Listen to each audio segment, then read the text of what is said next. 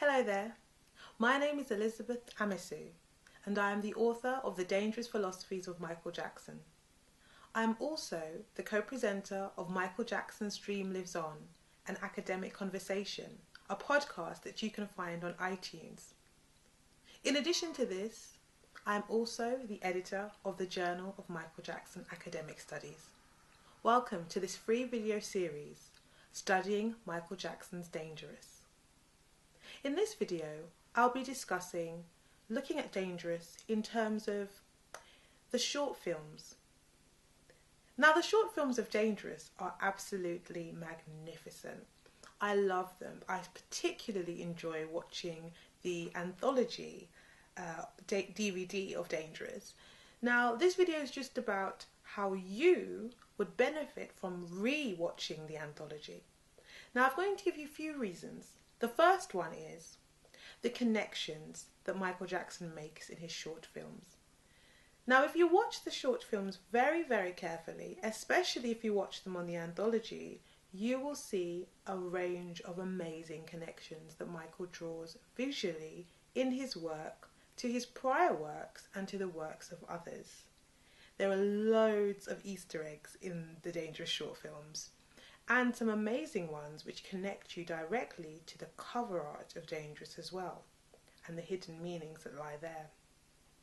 The second reason is to do with the depth of the short films.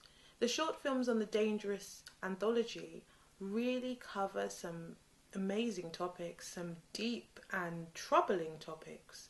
Things like how we assign binaries of gender to one another.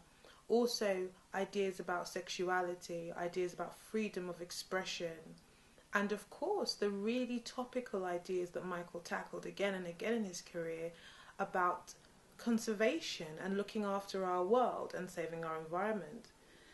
In these short films, Michael also considers things like the safety of children and death in things like Gone Too Soon, and also ideas about alienation and being subject to persecution because someone is different. And if you watch the short films from Dangerous again with a very, very close eye, you will start to see these very, very dynamic and very deep themes emerge.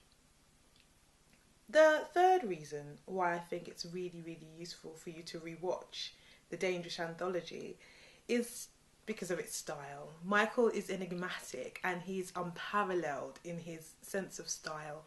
But if you watch the short films and take each one as a piece in a puzzle, they are absolutely magnificent in terms of their uniqueness, in their uniqueness of style. If you focus on something like Remember the Time, and you try to draw comparisons with something like Black or White, there really are no comparisons because they're both so unique.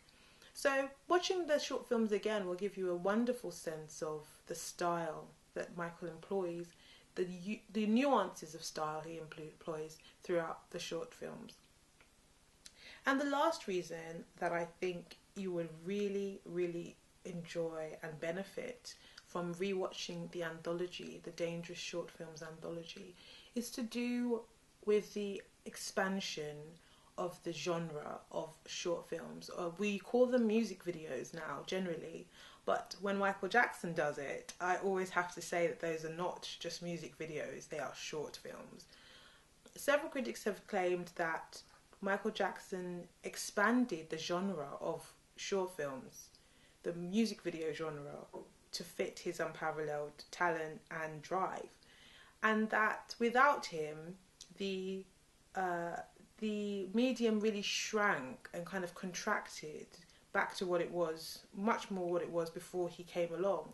And I really enjoy watching those short films, I think you will too, because you'll note that when you watch these short films, really take the time to compare them to some of the short films, music videos you might have seen recently, and note the level of expression,